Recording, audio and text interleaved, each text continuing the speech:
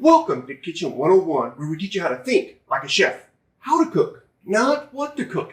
In today's lesson, you will learn about pulses. So grab yourself a pen, paper, and a bottle of vino, because I'm Professor Kitchen, and class is in session.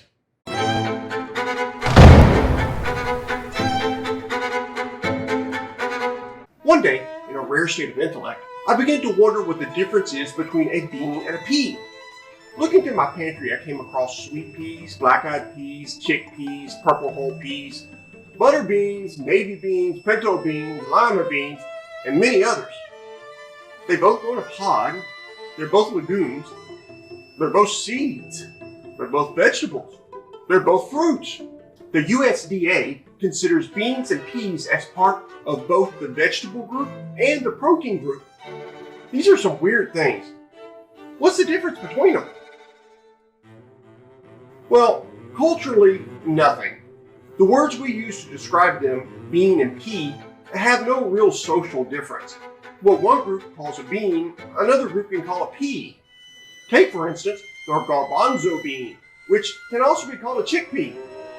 Same thing, but called different names depending on the culture you grew up in. There are even things that are called beans or peas that aren't beans or peas at all. For example, the coffee bean. It is actually the seed of a fruit of the coffee plant and doesn't grow in a pod. Then there's the vanilla bean, which also isn't a bean, even though it has a pod-looking fruit filled with seeds.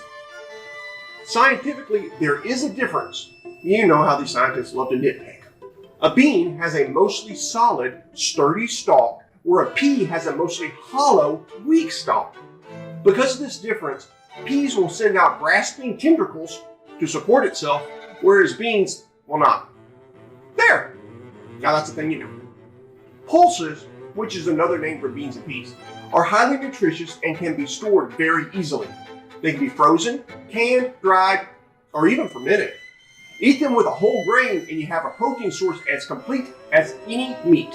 It's no wonder that so many cultures from all over the planet use peas and beans in their foods. How do you use pulses?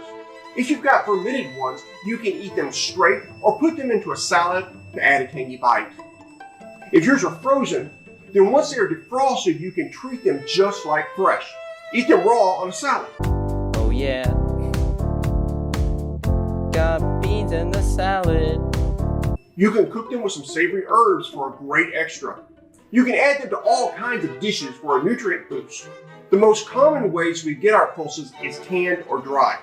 If you've got canned beans or peas, just remember that they are already fully cooked. If using them in a dish, you just need to warm them up and not cook them through. So add them near the end of the cooking process so that they don't just turn to mush and fall apart.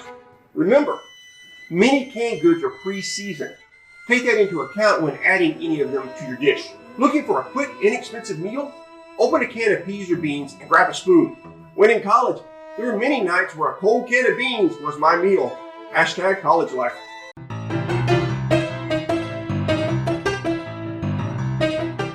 Dried pulses are a bit more work, but well worth it. Unfortunately, the drying process partially cooks them to a level where they really aren't edible. So you're going to need to both rehydrate and cook these before consuming them.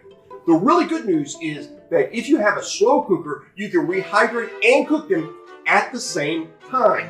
Set your cooker for 6 to 12 hours, however many you might need. Put in your beans or peas and the amount of liquid the recipe calls for, making sure that the legumes are at least covered by about an inch of liquid. Don't put anything else in. After about 1 hour, add the other ingredients and let it cook. Near the end of the cooking process, check it and see if you need to add more liquid to compensate for what the beans soaked up.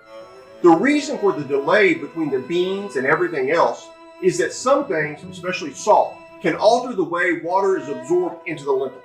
Letting the absorption process get going before you add anything else will help your dish have the right texture.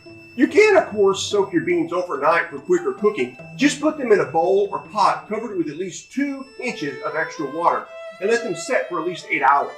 When you're ready to cook them, throw out the water or use it to cook them in if you want, and cook them like the recipe says. Peas and beans kept a lot of people alive over the years. They were among the first foods that people realized could be preserved and carried with them while traveling. The preserved pulse gave them needed protein, carbs, and fat during the winter months when game is scarce and vegetables are rare. Don't be afraid to make legumes a proper part of your way of eating. If you enjoyed this class, please give it a thumbs up. On your left, you'll see a link to another class that I'm sure you're going to like. Thank you for coming today. God bless. Class dismissed.